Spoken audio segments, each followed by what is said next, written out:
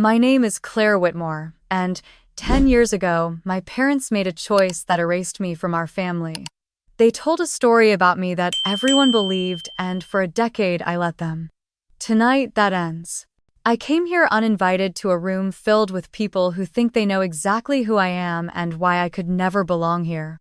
What they don't know is that I've brought something with me that will turn every smile in that room to silence. I could feel the cool air from the hotel's lobby wash over me as the doors parted, carrying the faint scent of fresh lilies and champagne. My heels clicked against the polished marble floor, each step echoing louder in my own ears than the soft music drifting in from the ballroom. The maitre d' glanced at me, his polite smile faltering for a fraction of a second before he gestured toward the double doors ahead. The sound of clinking glasses and the murmur of conversation grew clearer as I approached. I pushed the doors open and was met with a golden glow spilling from chandeliers overhead. Tables dressed in white linen surrounded a large dance floor where the MC stood with a microphone in hand. His voice carried over the speakers, cheerful and confident, introducing the couple everyone had gathered to celebrate. My eyes found them instantly.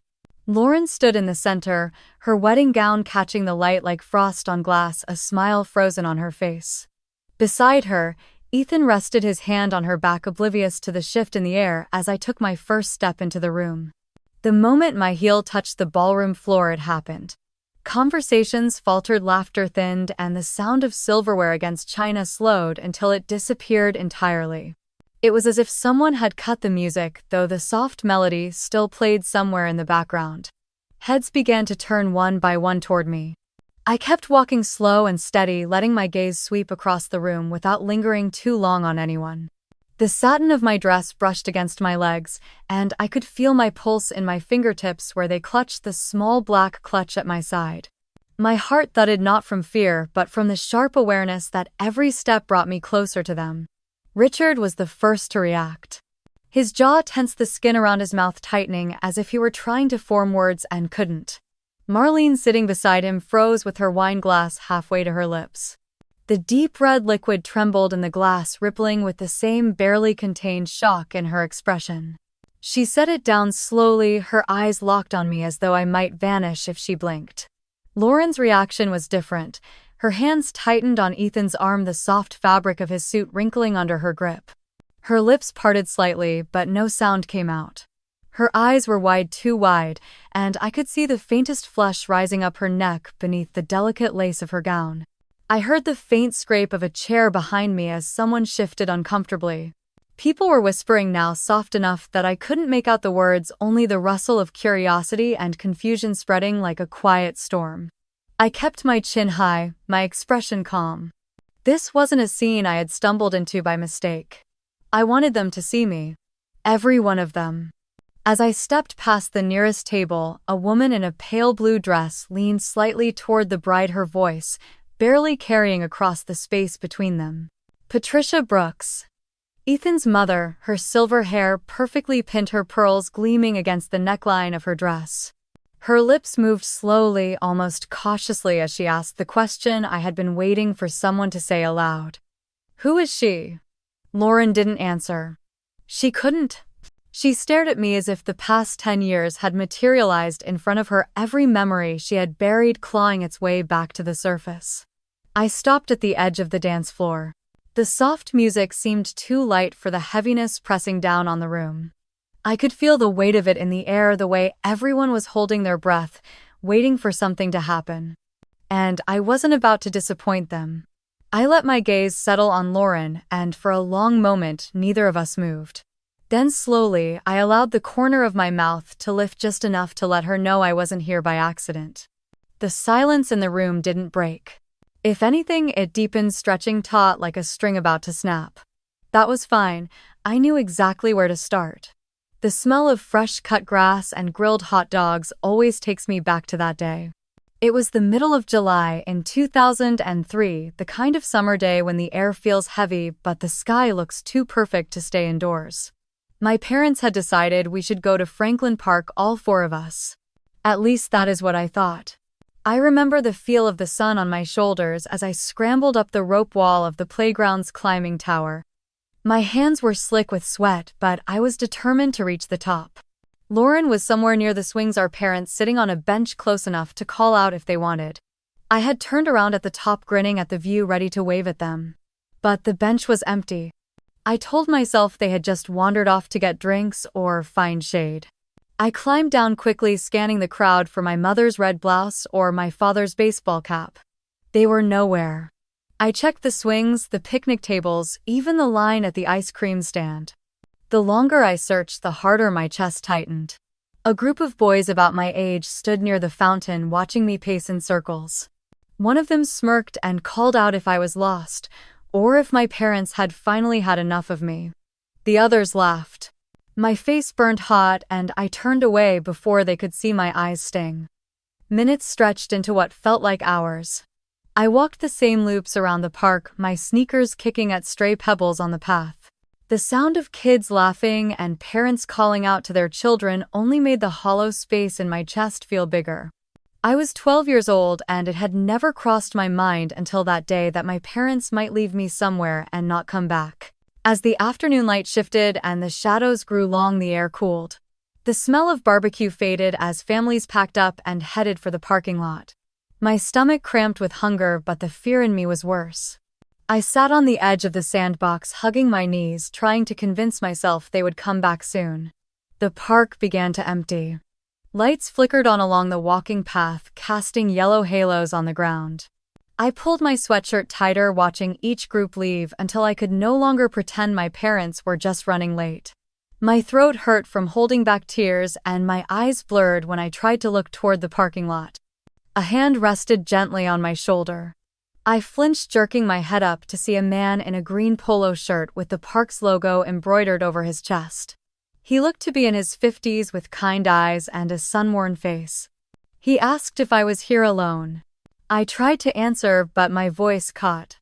He knelt down so we were eye level and told me his name was Henry. He said he had been watching me walk the same circles and wanted to help. He led me toward the small brick building near the entrance, where a warm light spilled through the open door. Inside, the air smelled faintly of coffee and paper. There was a desk with a phone, a few folding chairs, and a bulletin board covered with faded flyers. Henry handed me a paper cup of water and asked if I knew my parents' phone number. I nodded and recited it quietly. He dialed, waited, then frowned and tried again. When someone picked up, he brightened slightly and handed me the receiver. My father's voice came through flat, without surprise or worry. I told him where I was, that Henry had found me, that I was waiting for them. There was a pause long enough for me to think the call had dropped. Then he said he did not know who I was and that I must have the wrong number. The line went dead. I stood frozen, the phone heavy in my hand. Henry's brows knit together, and he gently took the receiver back. He dialed again, his voice calm but firm, identifying himself and explaining the situation. I heard my father's voice faint in the background before Henry's expression changed, the way people look when they realize they are talking to someone who will not listen. Henry hung up, hesitating before telling me my parents were not coming. My chest hollowed out, the sound in the room fading like my ears had been plugged. He asked if there was anyone else he could call. I shook my head. It was then another man stepped through the doorway, tall with graying hair and a suit jacket draped over one arm. He greeted Henry, then turned his eyes on me. For a moment, he simply studied my face, something unreadable in his gaze. Henry explained quickly who I was and what had happened. The man's posture stiffened when he heard my last name. His name was Thomas Keller. He told me he had known my father years ago. He crouched down, his voice steady and low, and asked why I was sitting here alone. That was all it took. The tears I had been holding back broke free, spilling hot down my cheeks. I could barely form the words as I told him they had left and were not coming back. Thomas glanced at Henry, then back at me. He said I would not be staying here alone tonight, not while he could do something about it. He offered his hand. I hesitated for only a second before taking it. His grip was warm and certain, the kind that made you believe him without question. We stepped outside into the cooling night air. The parking lot was almost empty now, the last of the families loading up their cars. Thomas led me to a dark blue sedan parked under a street lamp. He opened the back door and waited for me to slide in, then shut it gently. As we drove away, I looked out the window at the park fading into the dark, the playground just a shadow against the trees. I did not know it then, but that was the last time I would ever see my parents as part of my life. The hum of the tires and the steady rhythm of the turn signal filled the car. I rested my forehead against the cool glass, the knot in my stomach slowly loosening. I had no idea where we were going, but for the first time all day I believed I might be safe. The cruiser's headlights swept across the front of a small brick building with a faded sign that read City of Columbus Police Department. Thomas parked and came around to open my door, his expression calm but purposeful. Inside, the air smelled faintly of coffee and old paper. The fluorescent lights buzzed overhead, casting a pale glow on the tiled floor. A young officer behind the front desk looked up as we entered. Thomas explained that I had been found alone in Franklin Park and that he was trying to reach my parents. The officer nodded and asked me for their names and phone number. I gave it to him, my voice barely above a whisper. He dialed while I stood there clutching the strap of my backpack. I could hear the ring on the other end, followed by my father's voice. The officer identified himself and began to explain. I could not hear my father's words clearly, but the officer's face changed, his brow furrowing slightly before he handed the phone to me. My father's tone was flat, almost bored.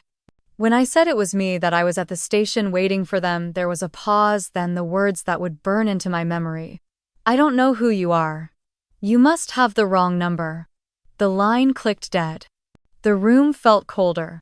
I stared at the receiver for a few seconds before placing it back on the hook. My throat felt tight. The officer glanced at Thomas, then shook his head. No one was coming. Thomas asked if there was any legal reason I could not leave with him. The officer explained that if my parents refused to claim me, the usual process would be to contact Child Protective Services. But Thomas, keeping his voice steady, said he was willing to apply for emergency guardianship that night. The officer hesitated, then disappeared into a back office to get the necessary forms. I sat on a hard plastic chair while Thomas filled in his information in neat, deliberate handwriting. Every so often he would glance at me as if to make sure I was still holding on. The officer returned, stamped the paperwork, and told us it would hold until a court could review it. When we stepped back outside, the air was cooler and the street quiet. Thomas opened the passenger door for me this time. The drive took us out of the city past stretches of dark highway lit only by the glow of the dashboard. Eventually houses began to appear, each with a tidy lawn and porch light glowing in the night. We pulled into the driveway of a 2-story home with pale blue siding and a white porch. A hanging basket of flowers swayed gently in the evening breeze. Inside, the house smelled faintly of cinnamon and old books. The walls were lined with framed photographs, many of them showing Thomas with a smiling woman I would later learn was his late wife. He showed me to a small guest room at the end of the hall. The bedspread was patterned with faded roses, and there was a small lamp on the nightstand. I set my backpack down, unsure if I was allowed to sit on the bed. Thomas noticed my hesitation and told me to make myself at home. I nodded, but as soon as he left the room, the weight of the day pressed down on me. I sat on the edge of the bed staring at the floor until my vision blurred. The tears came slowly at first, then all at once spilling hot down my cheeks. I buried my face in my hands, my shoulders shaking until I had no strength left. A soft knock sounded on the door. Thomas stepped in, holding a mug that sent up a faint curl of steam. He set it on the nightstand and told me it was warm milk with a little honey, something his wife used to make when she couldn't sleep. I wrapped my hands around the mug, letting the heat seep into my palms. The sweetness was gentle, soothing, and it steadied the tightness in my chest. Thomas pulled a chair closer to the bed and sat down.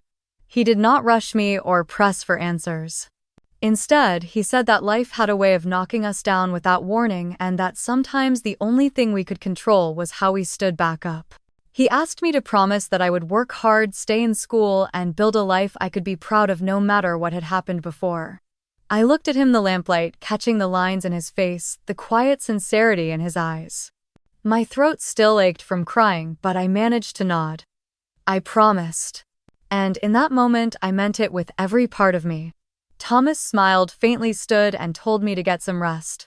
He would be just down the hall if I needed anything. When he closed the door, I lay back against the pillow, the faint scent of lavender from the sheets surrounding me. The house was quiet except for the soft ticking of a clock somewhere in the hallway. I stared at the ceiling until my eyelids grew heavy. For the first time in hours, I let myself believe that maybe I had landed somewhere I could be safe, even if I didn't yet know what tomorrow would bring. The house was quiet except for the soft ticking of a clock somewhere in the hallway. I stared at the ceiling until my eyelids grew heavy. For the first time in hours, I let myself believe that maybe I had landed somewhere I could be safe, even if I didn't yet know what tomorrow would bring. Boston greeted me with the smell of salt from the harbor and the hum of a city that never seemed to pause. MIT's campus stretched along the Charles River, its buildings a mix of brick history and modern glass. The first weeks felt like stepping into a current that moved faster than anything I had known. Lectures were packed, assignments came in waves, and the people around me spoke in the shorthand of those who had been building and solving since they could walk. There were nights I stayed in the computer lab until dawn, the hum of servers and the clack of keyboards my only companions. Thomas called every Sunday evening, always asking if I was eating enough and sleeping at least a little. I lied about both. But each time we hung up, his voice lingered in my mind, a reminder that someone believed I belonged there. By my senior year, I had learned not just to keep up but to lead. Group projects came easier, my code cleaner, my presentations sharper. When I walked across the stage in June of 2013, the air was thick with summer heat and the applause echoed in my chest. Thomas sat in the audience, his hands cupped around his mouth as he cheered the same way he had at the science fair years earlier. After graduation, I took a job at a mid-sized technology firm in Boston. The work was challenging, the pay decent, and the view from the 22nd floor made me feel like I was standing on the edge of the world. Still, the corporate walls felt too tight. By 2016, I had saved enough to take a risk, and I left to start my own company. The idea was simple but ambitious: an artificial intelligence platform designed to streamline data for small businesses. I worked out of a cramped shared office, living on coffee and takeout, hiring a handful of engineers who shared my belief in what we were building. The first year was a blur of late nights and small victories. By the second year, investors began to notice. In 2018, the company was valued at $45 million. It should have felt like triumph, and in some ways it did. I bought Thomas a new car, one with heated seats, because he always complained about Ohio winters. I took him to a Red Sox game, and we sat close enough to see the players' expressions. But at night, in the quiet of my apartment, there was still a hollow place that no success seemed to fill. That emptiness was something I rarely spoke about, even to Thomas. It was the shape of a question I had learned to live with, the kind you tuck away because there is no answer that can undo the past. Or so I thought. One Thursday afternoon, while I was between meetings, I opened my email and saw a subject line that made me pause. It was from a distant cousin. I barely remembered someone from my mother's side. The message was short, almost hesitant. "I just heard something strange and wanted to ask you directly. Is it true you died in 2003? I read it 3 times, my fingers hovering over the keyboard. My mind spun backward through the years, to that day in the park, to the sound of my father's voice denying me. I had never thought about what story they told other people, only that they had erased me from theirs. But this was something else entirely. I typed back a brief reply saying I was very much alive and asking where they had heard it. Then I sat there staring at the screen, feeling the weight of a door I hadn't realized was still locked begin to shift. The rest of the day passed in a haze. My meetings blurred, my focus pulled toward the quiet hum of my laptop as I waited for a response. When it finally came, it was a single sentence that settled like ice in my chest. "Your parents told the whole family you were gone, and that's why you weren't in the will when Grandma passed." I closed the laptop gently, my reflection faint in the darkened screen. The office around me carried on as if nothing had changed, but in my mind something had just cracked wide open. The moment I stepped out of the office that evening, the noise of the street hit me like a wave, but I barely registered it. The sidewalks were crowded, the air thick with the smell of food trucks and exhaust, but my mind was locked on a single thread that I couldn't let go of. If what my cousin had said was true, my parents hadn't just erased me from their lives, they had erased me from my grandmother's legacy. At home, I tossed my keys onto the counter and went straight for my laptop. My fingers moved faster than my thoughts as I searched every public record database I could access. It took less than 15 minutes to find an obituary from July of 2019. Eleanor Brooks' beloved mother, grandmother, and friend had passed away at the age of 87. The write-up was polished, warm, full of carefully chosen words. It mentioned her daughter, my mother Marlene, her son-in-law Richard, and her only granddaughter Lauren. It didn't just leave my name out, it read as if I had never been born. The knot in my chest tightened. I clicked through to the probate court's online filings for Charleston County, scrolling until I found her estate case. The will on file was dated February 2019 and named Lauren Brooks as the sole beneficiary of an estate valued at approximately $3.2 million. Real estate investment accounts, and a sizable collection of jewelry and antiques. On the surface, it looked airtight, signed, notarized, and filed within weeks of her passing. If I had stopped there, I might have assumed Eleanor had simply changed her mind. But I didn't stop. I couldn't.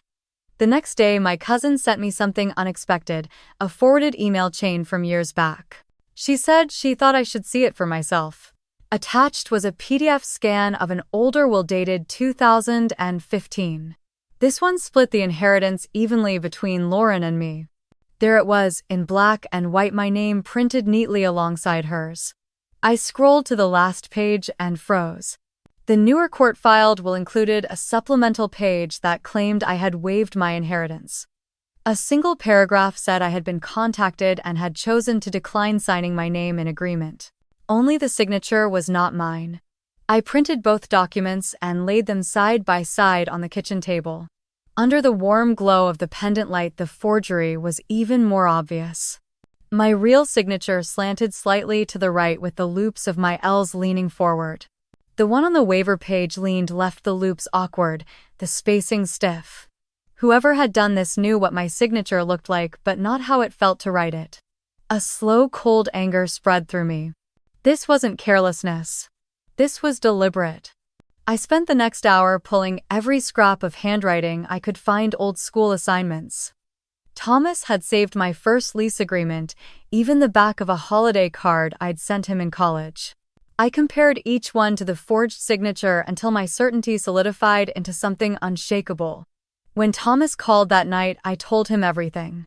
I described the will, the forgery, the way my name had been erased. He listened without interrupting, but when I finished, his voice had a quiet steel in it.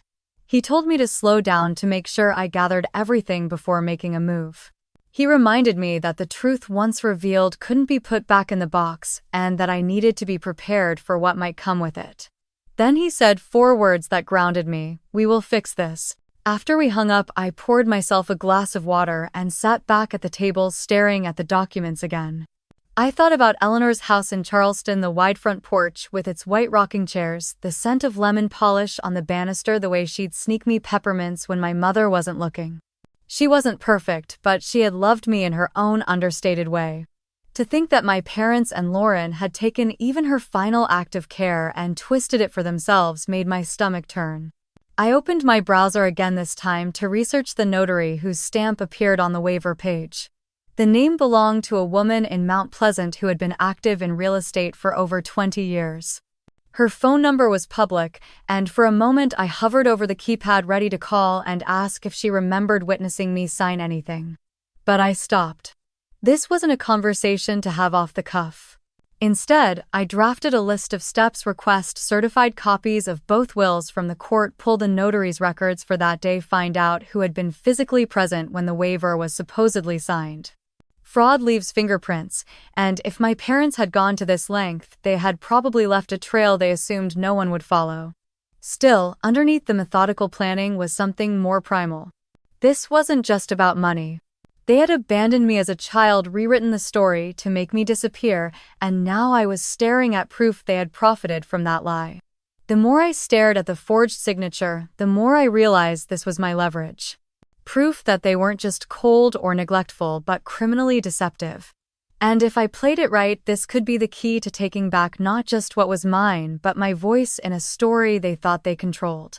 I slid the papers into a folder and locked it in my desk drawer. The apartment was silent except for the hum of the refrigerator, but inside my chest my heartbeat was steady and deliberate. I wasn't a 12-year-old girl left on a park bench anymore. I had resources, I had allies, and now I had proof. I stood by the window looking down at the city lights below. They glittered against the dark like scattered fragments of something once broken, now whole again. This was no longer just about what they took. It was about what I was ready to reclaim. The first lead came from a yellowing memory I had tried to bury. The day in Franklin Park when everything changed. I remembered the older man in the green uniform who had brought Thomas to me. I never knew his name, but I could still picture his weathered face and the way he had knelt down, so we were eye level. It took 2 days of calls to the Franklin Park office to reach the right person. The first staffer transferred me to another, then to a supervisor who promised to check records. On the third attempt, a retired employee directory surfaced. There was a name that matched the face in my mind. Henry Collins. A mailing address in a quiet neighborhood on the east side of Columbus. I wrote him a letter the old-fashioned way. I explained who I was the summer of 2003, how he and another man helped me the night my parents left me at the park. I asked if he would be willing to talk. I included my number and slid the envelope into the mailbox before I could second-guess myself. He called 3 days later. His voice was slower now, with the rough edges of a man who had spent years outdoors. He said he remembered the girl with scraped knees and a stubborn chin who would not cry until someone finally told her it was safe to. He agreed to meet. We met at a small coffee shop near his house. He walked in with a careful gait, a baseball cap in his hands. When he sat down, he looked at me for a long moment as if placing the adult version over the child he had once seen. He told me he had watched me circle the playground again and again that day, pausing only to scan the benches and the path to the lot. He had waited thinking my parents would return, and when the sun started to drop, he knew they would not. He went to the station room, called the number I gave, and heard a man who said there was no daughter by my name. I asked if he would be willing to write down what he saw. He nodded. He said he wished he had done more then and that this was the least he could do now. We sat together while he wrote a signed statement that described the afternoon, the calls, and the moment Thomas walked through the door. I watched the steady movement of his hand and felt a strange kind of grief. Not for the day itself this time, but for the kindness of a stranger that I could not properly thank at 12 years old. With Henry's statement in my bag, the next step was legal. I needed someone who knew probate and would not be intimidated by a family that liked polished dinners and carefully crafted narratives. A colleague in Boston recommended an attorney named Daniel Foster, a partner at a small firm that handled complex estate disputes. I called his office and his assistant found a window for me that afternoon. Daniel's office sat in a brownstone near Copley Square. The waiting room was calm and spare, a single bookshelf and a framed photograph of a courthouse. Daniel greeted me with a firm handshake and the patient attention of someone who understood that the story before the facts mattered too. I laid out everything. The abandonment. The emergency guardianship. The 2015 will with both granddaughters. The 2019 filing that listed only Lauren, the supplemental waiver page, and the signature that was not mine. Henry's statement. Daniel listened without interrupting, only scribbling a note when I described the notary stamp from Mount Pleasant. When I finished, he sat back for a moment collecting his words. He said that what I had described touched multiple issues. Fraud in the execution. Undue influence if someone had pressured Eleanor to change her will while in a vulnerable state. Forgery of a waiver. Possible perjury if any sworn statement to the court included false facts. He said that families rarely expected anyone to look behind the curtain once a probate was closed. That did not mean you could not pry it open. He outlined a plan in simple terms. First, order certified copies of the wills, the waiver, and the entire probate file. Second, request the notary's journals for the date listed on the waiver. In South Carolina, notaries are required to keep records of signings. Third, gather all evidence that I had been alive and reachable in the period when I supposedly waived my inheritance.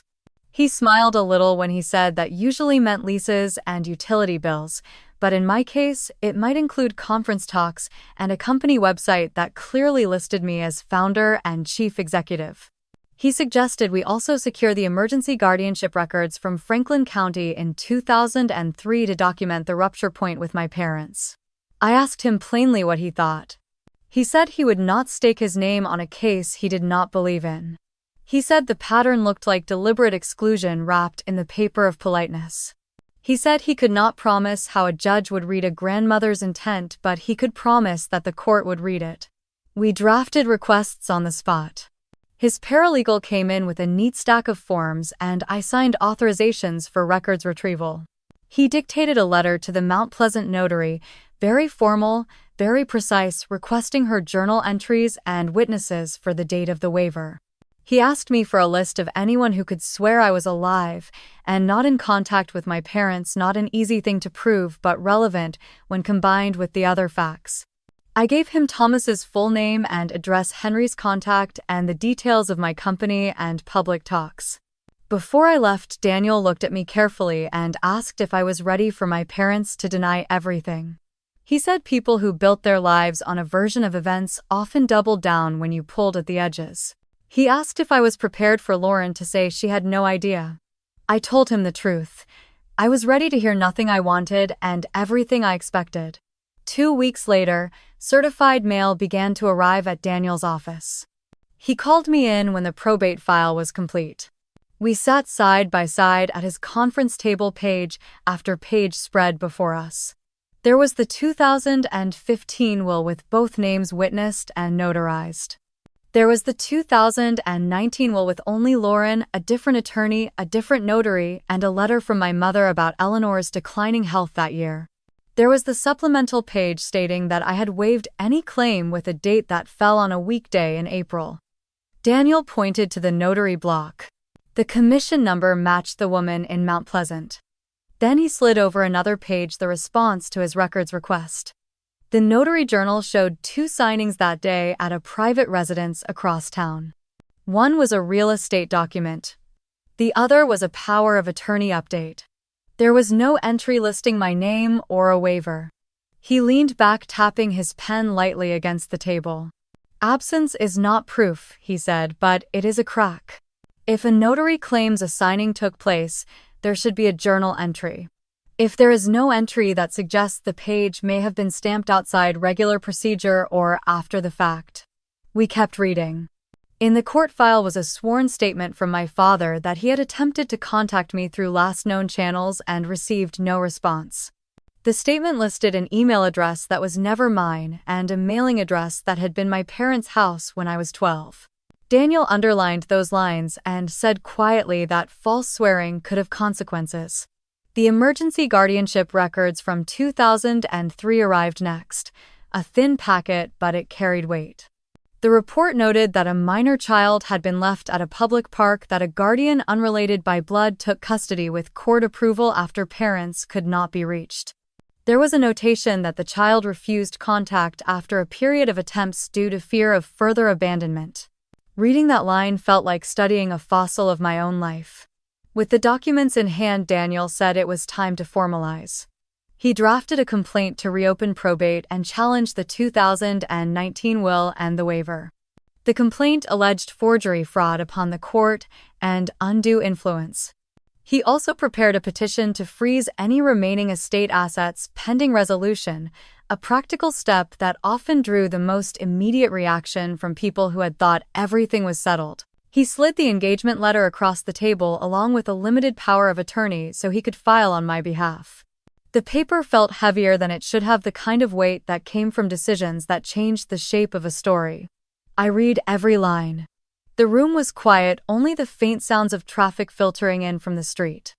I signed my name, the lines steady, the loops in my L's leaning forward the way they always had. Daniel placed the pages in a folder and said he would file first thing in the morning.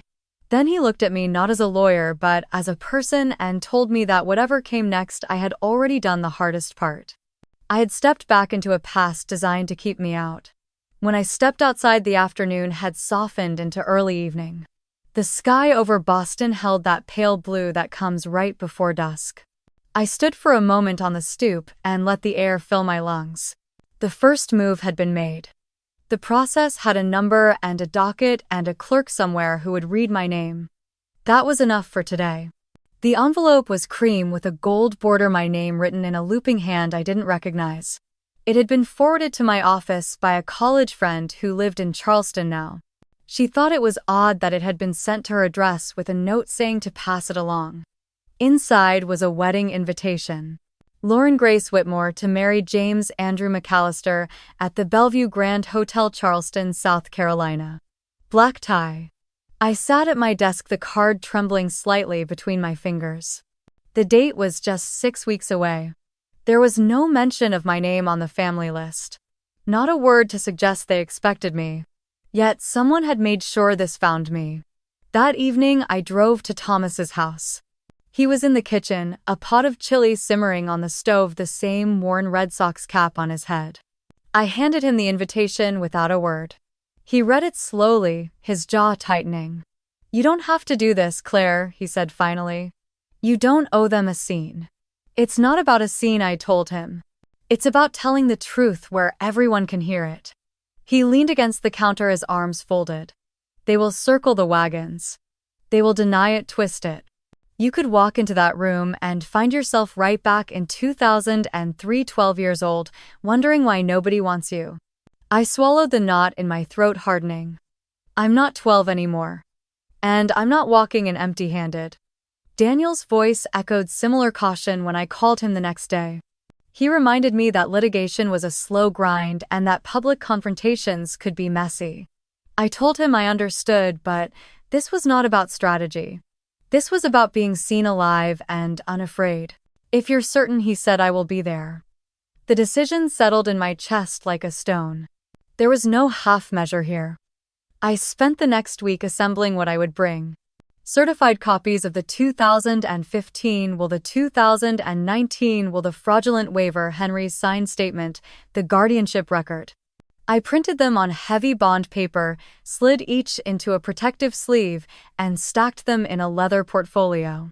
In my bedroom, I unzipped the garment bag that held the navy silk dress I had worn only once to a gala in Boston. It was understated but elegant, the kind of dress that would let me move without fuss. I laid it out on the bed alongside the black heels that had never failed me. Thomas came by one evening with a small silver locket in his hand. "Your grandmother gave me this to give to you if I ever saw you again," he said quietly. I had never opened it. Inside was a tiny photo of Eleanor in her garden, smiling into the sun. I closed it gently and fastened it around my neck. The flight to Charleston was booked for the Friday before the wedding. First class, one way for now. Daniel and Thomas would fly with me, both in the same row. Daniel insisted on carrying duplicates of the documents in his own briefcase. Thomas refused to let me carry my own suitcase when we met at the airport. The night before departure, I stood in front of the mirror in my apartment. The portfolio lay open on the dresser, the documents neatly in place. My dress hung in its bag by the door, shoes polished, locket already around my neck. I thought about the years they had lived without me, the stories they had told about my absence, the way they had spent what was never theirs. I thought about the little girl on the park bench, knees scraped, heart hammering, watching the light fade and wondering if she had been forgotten. I met my own eyes in the mirror, steadied my breath, and said softly into the still air, "I will not let them lie anymore." Then I closed the portfolio, slid it into my carry-on, and zipped it shut. When I turned off the light, the room felt different, like it belonged to someone who had chosen her path and was ready to walk it.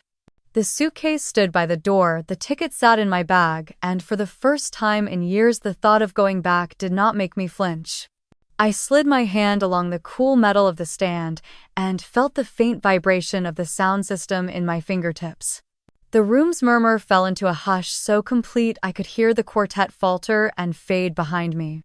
Light pooled across the stage and bled into the first rows of tables where faces tilted up expectant and wary the way people look at the sky when the air changes before a storm. I glanced once to the left. Thomas stood a few steps back, his shoulders squared, his eyes on me as if he were holding a line taut and steady. On my right, Daniel shifted his briefcase to his front and rested one hand on it, a quiet signal that whatever needed to be produced could be produced in seconds. The reassurance landed in my chest like a small weight that kept me balanced. Richard and Marlene had reached the edge of the dance floor. He wore a smile that did not touch his eyes, the kind a salesman keeps in his pocket for bad days. Marlene's hand was still on his sleeve, fingers pressed into the fabric as if she could anchor him or herself to the polished script of the evening. They looked from me to the MC and back again, calculating. Patricia Brooks broke from her circle and approached with a grace that came from years of hosting and being hosted. Her pearls caught the light as she stopped near the stage. She did not climb the steps.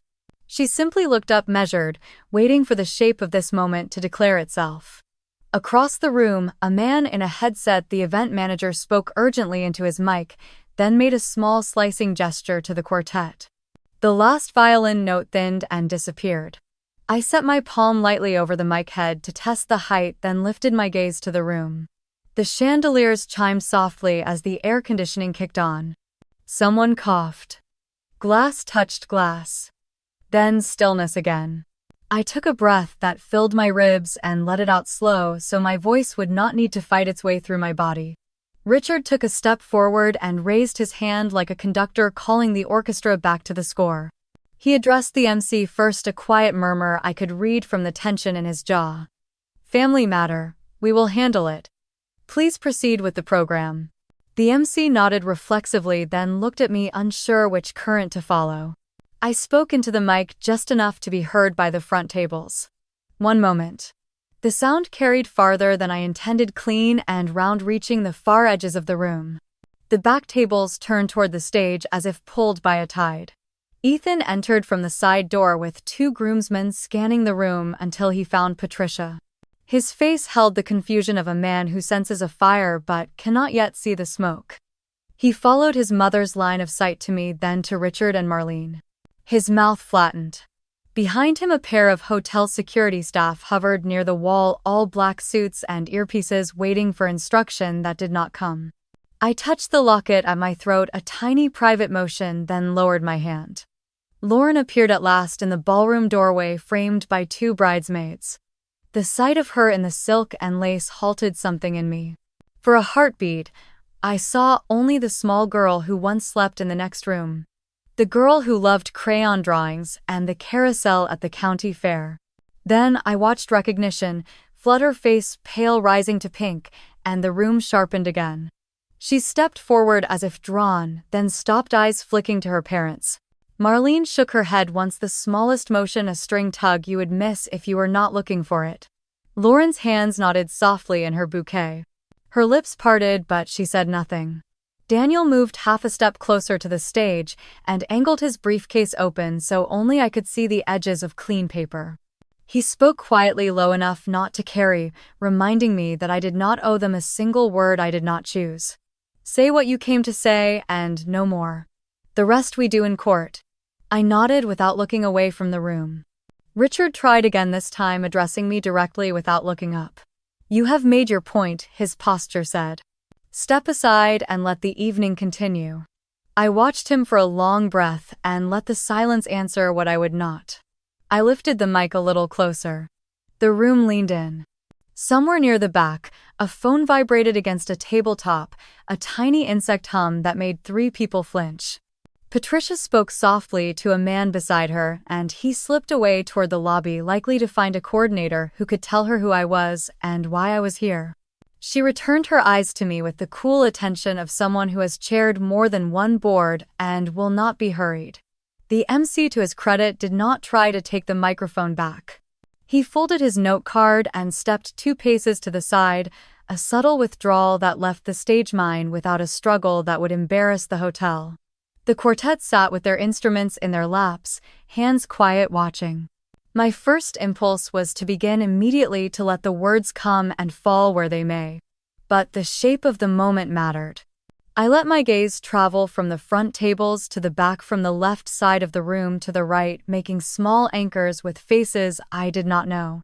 A woman with gray streaks in her hair and kind eyes. A young man who looked barely out of college, rigid in his rented tux. A middle-aged couple clasping hands under the tablecloth, their knuckles white. I felt a shift at the edge of the stage and turned slightly. Richard had placed one polished shoe on the bottom step as if to climb. Thomas stepped forward with a gentleness that left no doubt and stood where the step met the floor, his presence a line Richard would have to cross deliberately. Their eyes met. The years that tied them together and then cut them apart passed in a glance. Richard lowered his foot without a word and remained on the floor. I drew another breath, the paper scent of the mic's foam cover faint and oddly familiar. I could taste the metallic hint of the sound system in the back of my throat, that strange electric tang that always arrives right before a voice fills a room. I did not tremble.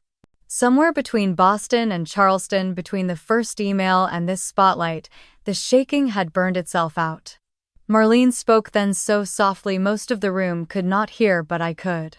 Her eyes were on me and also on the floor, as if she were looking at a version of me that had never left and could be ushered politely back into silence. "Please, Claire, let us talk privately." She did not move closer. The plea had no path, only habit. I let it pass through me and out into the air where it dissolved.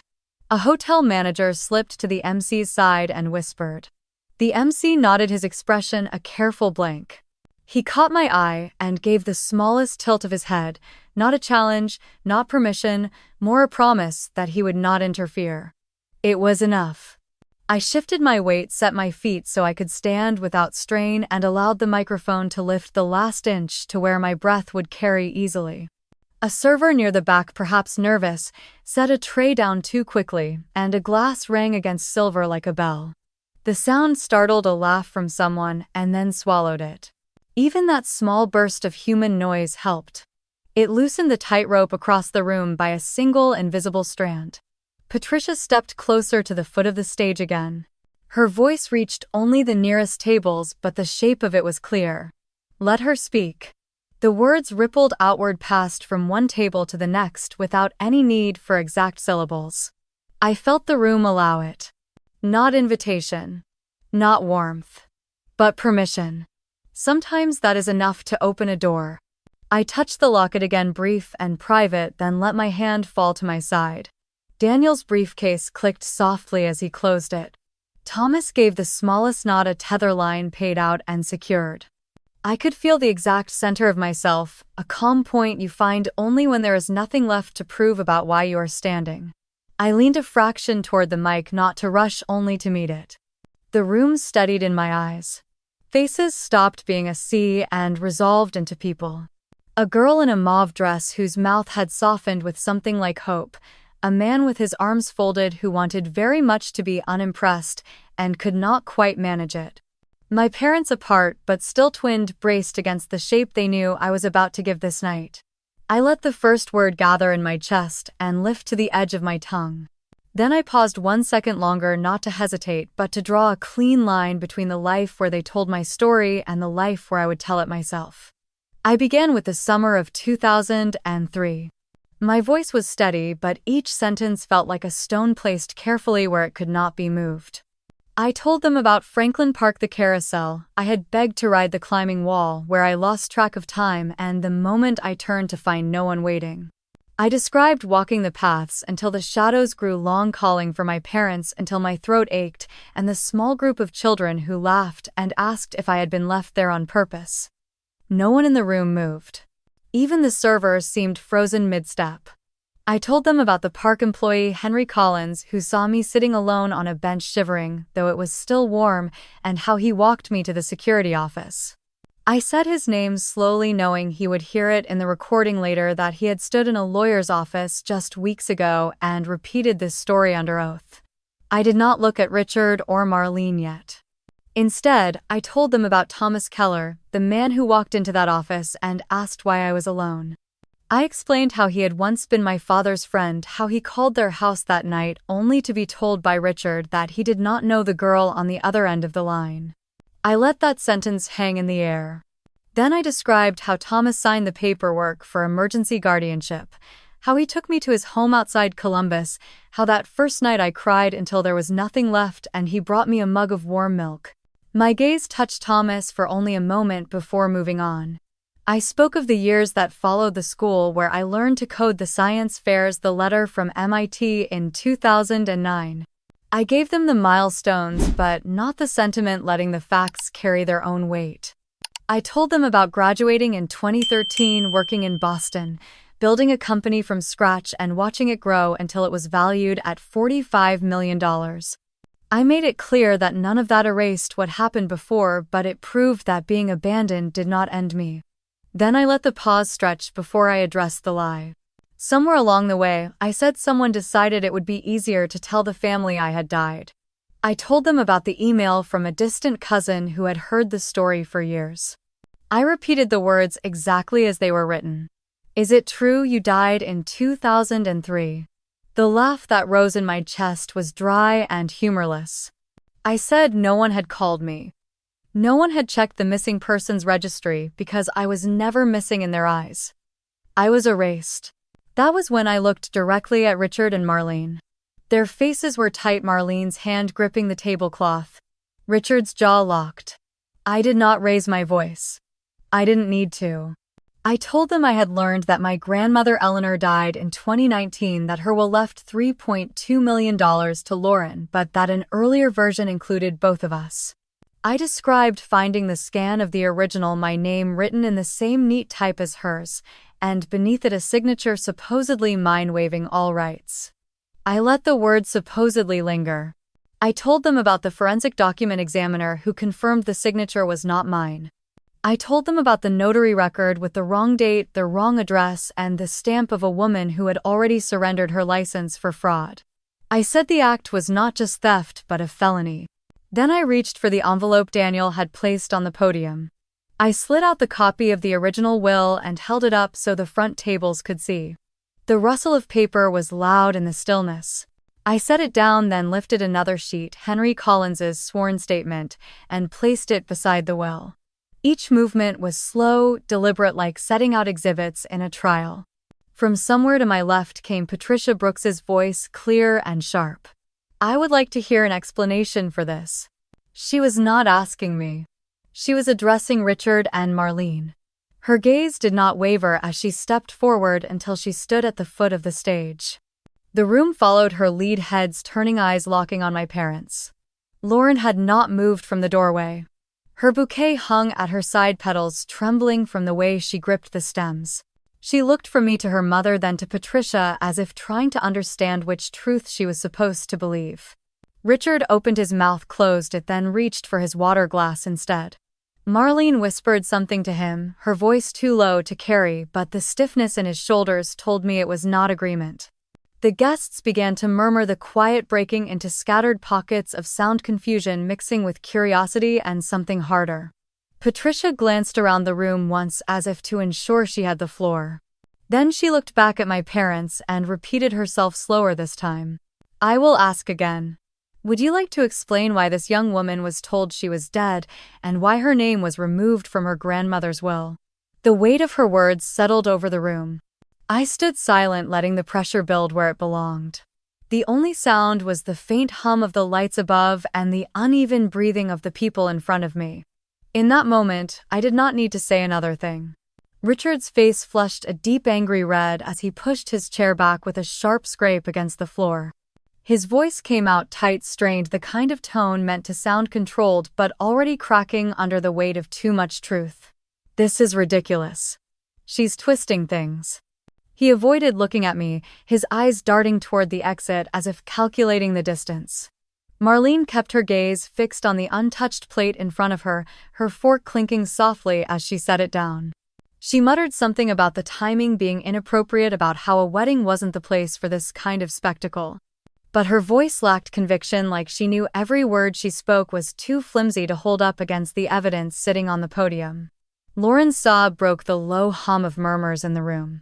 It wasn't dramatic or staged, just a raw, unsteady sound that made a few guests shift in their seats. Her mascara had already begun to smudge her shoulders, shaking as she stared at her parents. "I can't believe you," she whispered, and the words seemed to collapse her posture even more. Across the room, Ethan Brooks straightened in his seat. The groom's father had been silent until now, watching the scene with the stillness of someone who wanted to hear every word before weighing in. His voice carried easily over the clinking glasses and whispers. "Is it true? Did you abandon her at that park and never go back?" The question cut through the air, leaving no room for soft denial. Richard's jaw worked like he was chewing on the answer, but nothing came out. Marlene opened her mouth, then closed it, her hand tightening around the stem of her glass. From the table closest to the wall, Thomas spoke up. His voice was steady, almost quiet, but it reached every corner of the room. "I was there that day. I took her to the police station. I called you. And you told me you didn't know her. That's not something a person forgets." Daniel, who had been seated just behind Thomas, leaned forward. "The case has already been filed," he said. "Fraud. Forgery. Misappropriation of inherited assets." His tone was professional, free of embellishment, and that only made the words hit harder. The shift in the room was almost visible. A few guests exchanged glances, their chairs scraping softly as they stood. One by one they left Richard and Marlene's table, moving toward mine. The clink of silverware and shuffle of feet filled the silence left behind. Some sat near Thomas, others simply stood close enough to signal where their loyalties had shifted. Richard's mouth twisted into something between a sneer and a grimace.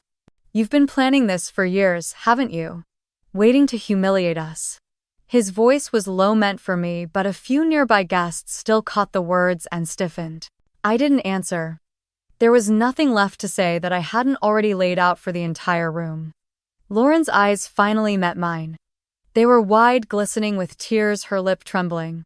It wasn't the look of someone defending her family or even someone clinging to denial.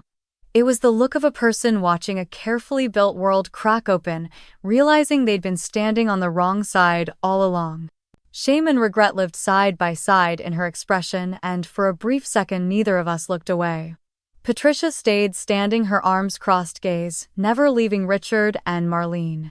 The guests had stopped eating entirely now, all attention locked on the fractured family scene playing out in front of them. The air in the room felt different, heavier, as if the truth had altered its shape.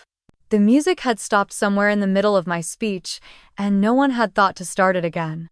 Even the hotel staff lingered by the walls, their trays paused mid-service. Lauren took a small step toward me, then hesitated, her hand tightening on her bouquet until petals began to fall. Her voice was softer this time, almost a whisper, meant only for me, but in the quiet it carried. "I didn't know." I held her gaze, not offering comfort or judgment, just acknowledgement. Somewhere behind me, Daniel gathered the documents from the podium. The papers made a crisp sound as he slid them back into the envelope, the final note to a chapter that was already shifting into something else entirely. The tension didn't break, but it settled the way a storm sometimes sits overhead instead of moving on. And in that uneasy calm, the room waited, as if expecting the next move to come from me. I stepped down from the platform without looking back, feeling the weight of 100 eyes follow me as I crossed the room. The sound of my heels against the polished floor was the only rhythm I needed. Thomas and Daniel were already standing near the entrance, their presence, a quiet wall between me and whatever might try to stop me. We walked out together, the heavy double doors closing behind us with a muted thud that felt final. The night air outside the hotel was cooler than I expected, carrying the faint scent of salt from the harbor. The valet hurried to pull up the car, and within minutes we were sliding into the quiet sanctuary of the back seat. For a moment none of us spoke. The muffled hum of traffic filled the space, a stark contrast to the charged silence we had just left behind. Thomas turned toward me, his eyes softer now, a small smile lifting the corners of his mouth. "I'm proud of you, Claire. You didn't just stand up for yourself, you stood up for the truth." His words landed deeper than I expected, touching the part of me that had once been a frightened 12-year-old girl on a park bench. Daniel leaned forward slightly from the other side. "This is just the beginning," he said. The legal process will take time, but the evidence is strong. You're in a position to win. I nodded, not because I needed reassurance, but because I knew they were right. For the first time in years, my life was moving forward in a way that felt entirely mine. The city lights blurred past the window and my phone buzzed in my lap. I hesitated before picking it up, expecting some last desperate attempt from my parents. Instead, the name on the screen stopped me. Lauren. I opened the message. I'm sorry. I think I always knew something was wrong, but I didn't want to lose my place in the family. I should have spoken up. Please believe me. I stared at the words for a long moment. My fingers hovered over the screen, but no reply came. It wasn't anger holding me back. It was the understanding that some things couldn't be fixed with a single apology. Thomas glanced at me, then back out the window. You don't have to answer right now, he said quietly. The car turned toward the main road leading out of downtown Charleston, the glow of the hotel fading behind us. I let my head rest against the seat, my breath steadying. We passed the harbor, its dark water reflecting scattered lights from the pier. Somewhere in the distance, music drifted from a restaurant patio, soft and almost out of reach. It struck me then how different this night could have been if I had chosen to stay silent. If I had let their version of my story remain the only one told. I closed my eyes for a moment, not to shut out the world, but to take in the rare peace settling in my chest. The legal fight would continue. The public fallout for them would be its own storm. But my part, the one that mattered most, was done. When I opened my eyes, I caught my reflection in the window. Not the child they left behind. Not the rumor they invented. Just me, whole. As we pulled into the quiet neighborhood where Thomas lived, I felt the final strands of that old tether to my past loosening. I didn't need their acceptance. I didn't need their love to validate the life I had built. I needed only the truth, my own 2 feet, and the will to keep walking forward. If you've ever lived through a family that favored one child while leaving another in the shadows, you know the weight of that silence. And if you've seen or experienced injustice in your own home, tell me, would you choose to forgive or would you fight for justice? I'd like to hear your story.